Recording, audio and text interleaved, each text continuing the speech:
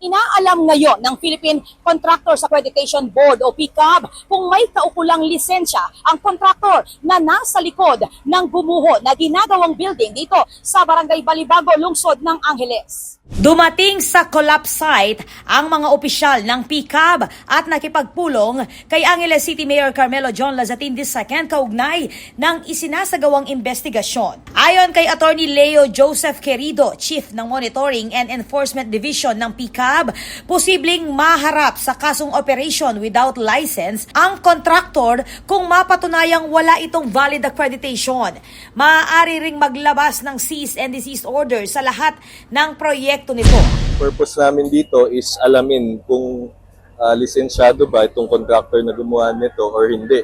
Kasi kung hindi siya lisensyado, magpa-file kami ng kaso ng pag-ooperate ng without license. Kung lisensyado naman siya, papatawag namin siya sa opisina para mag-explain at base sa explanation niya kung hindi satisfactory yung explanation niya, pa-file din kami ng appropriate na mga kaso.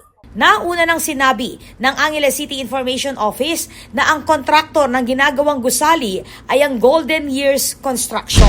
Kaya nga po, nag-coordinate kami with mga sa mga government agencies na kailangan nila na sa building permit, ilagay po yung name ng contractor kasi wala nga po mga name ng contractor dun sa building permit. Nananawagan rin ang PCAB sa lahat ng mga developer at project owners na malinaw na ilagay ang pangalan ng kontraktor sa project details sa lahat ng construction projects, mapapampubliko man o pribado, para sa transparency at accountability.